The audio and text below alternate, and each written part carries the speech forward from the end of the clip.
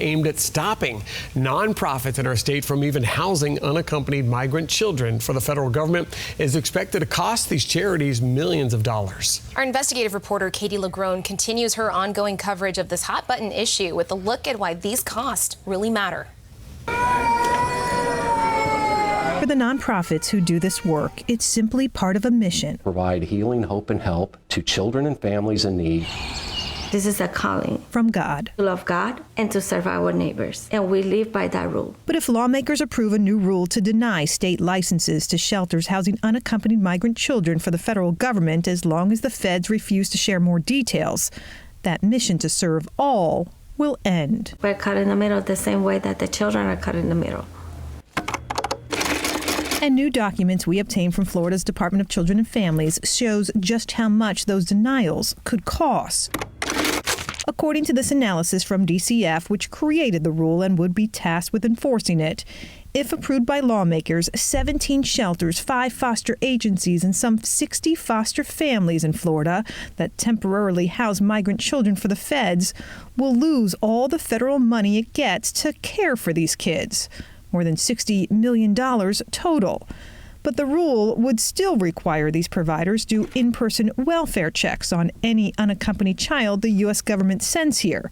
Between travel and lodging, DCF estimates costs could reach nearly $2 million within the first 6 months, and close to $17 million over 5 years, depending on the child's age. I don't know where that money would come from to actually do those checks. Lisette Burton with the Association of Children's Residential and Community Services works with some of these shelters.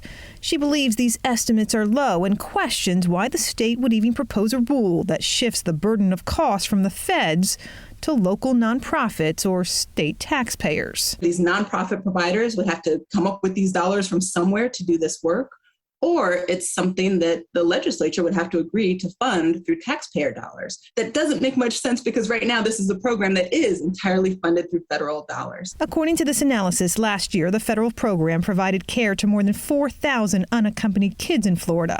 It also keeps Floridians employed, nearly 700 of them, according to these documents. If approved, Burton says some of these shelters could close, and gone with them, jobs. We are talking about hundreds and hundreds of people who would be unemployed. While the proposed rule is part of a broader, more aggressive effort by the governor to stop illegal immigration into the state and what he calls a human trafficking scheme by the feds, its impact on children has caused months of uproar among immigrant advocates and shelter providers who fear cracking down on nonprofits and migrant children will cost everyone involved much more than money. What do you want to say to the governor?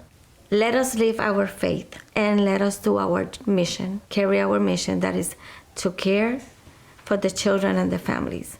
While a public hearing last week garnered nothing but opposition for the rule, it is expected to go to lawmakers for final approval. I'm Katie LaGrone. Back to you.